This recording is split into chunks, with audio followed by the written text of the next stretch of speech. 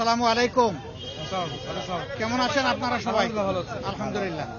আমরা এসেছিলাম এখানে, ওনারা ইনভাইট করেছিলেন বর্তমান পরিস্থিতিতে দেশকে সামনের দিকে এগিয়ে নেওয়ার জন্য আমাদের করণীয় কি, সেই বিষয়ে আলহামদুলিল্লাহ আমাদের মধ্যে আলাপ আলোচনা হয়েছে। দেশ আমাদের সবার, দেশ বেঁচে থাকলে, ভালো থাকলে আমরা সবাই বেঁচে থাকবো এবং ভালো থাকবো। এই ক্ষেত্রে সমাজের সকল সেকশনের মানুষ আমরা যদি সমবেতভাবে কাজ করি, ইতিবাচক মনোভাব নিয়ে পরস্পরকে সহযোগিতা করি, এখন যারা দায়িত্বে এসেছেন তাদেরকে সহযোগিতা করি, তাহলে দেশ একটা শৃঙ্খলা এবং সৌন্দর্যের ভিতরে আসবে আমরা আশা করি। তা আমরা এখানে বিগত আন্দোলনে যারা নিহত হয়েছে তাদের শাহাদত কামনা করেছি, তাদের জন্য দোয়া করেছি। যারা আহত হয়েছে তাদের প্রতি সহানুভূতি এবং তাদের সুস্থতা কামনা করেছি। আর দেশের বিভিন্ন বিষয় নিয়ে ভালো মন্দ এগুলো আমরা আলোচনা করেছি যে আমরা কিভাবে সবাই মিলে আগাতে পারি। এটাই ছিল মূল কথা। নির্বাচন নিয়ে কোনো কথা হয়েছে? নির্বাচন নিয়ে কোনো কথা হয়নি।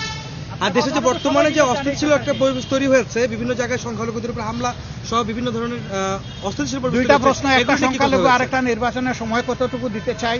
নির্বাচনে ওনারা কেবল বসলেন, মাত্র 4টা দিন হলো। আমরা ওনাদেরকে দেখতে চাই যে ওনারা কিভাবে জাতিকে নিয়ে আগাতে চাচ্ছেন।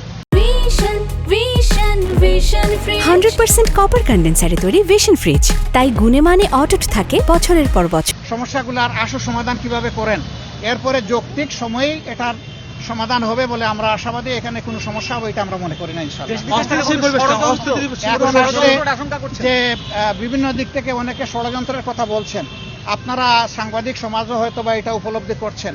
এটা ট্রু যে বিশেষ করে আমাদের এইখানে বিভিন্ন ধর্মাবলম্বী মানুষ যারা আছেন তাদের উপর বিভিন্ন জায়গায় কিছু হামলা হয়েছে, কিন্তু হামলাটা ধর্মীয় কারণে হয়েছে নাকি রাজনৈতিক কারণে হয়েছে এটা খুঁজে বের করতে হবে।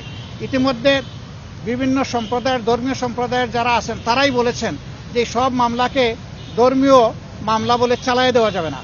এখানে একজন রাজনীতি করতো, সে রাজনীতির ক্ষেত্রে হয়তো বড় কোনো অপরাধ করেছে, মানুষের ক্ষোভের জায়গা থেকে তার উপরে প্রতিশোধ নিয়েছে, এটাকে আমরা ধর্মীয়ভাবে নেব কেন? এটা আমাদের দায়িত্ব না। এটা তারাই এখন প্রতিবাদ করছেন।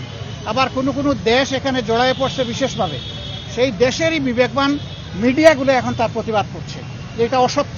যেভাবে বাংলাদেশের ব্যাপারে পরিবেশ তৈরি করা হচ্ছে, ভীতি সৃষ্টি করা হচ্ছে, বাংলাদেশের পরিবেশ এমন নয়। পার্টিকুলারলি আমাদের দলের নাম নিয়েও সেখানে এখন ভারতের গুরুত্বপূর্ণ ব্যক্তিরা তারা পোস্ট এডিটোরিয়াল লিখছেন যে কোথায় তাদেরকে অভিযোগ দিচ্ছেন আপনারা, তারা তো লাঠি হাতে মন্দির পাহারা দিচ্ছে। যারা মন্দির পাহারা দিচ্ছে তাদেরকে কেন আপনারা অহেতুক ব্লেম দেন? এভাবে তারাই এর প্রতিবাদ করছে, আমাদের প্রতিবাদ করার দরকার পড়ছে না। বিবিসির বিশ্লেষণ আপনারা দেখেছেন যে বিভিন্ন ফেক বিষয়গুলো তারা তুলে এনেছে তাদের মিডিয়ায়। বিবিসি তো আর বাংলাদেশের মিডিয়ার মতো আমরা বলতে পারবো না যে কারো দ্বারা চাপের মুখে পড়ে তারা এটা করেছে, আমরা তো তা বলতে পারবো না। এরকম কোনো চাপও নাই তাদের উপরে, তারা কারো চাপের পরোয়াও করে না। আমাদের অনেক সময় চাপে বিভিন্ন অবস্থা সৃষ্টি হয়ে যায়, তারা তো ওরকম না।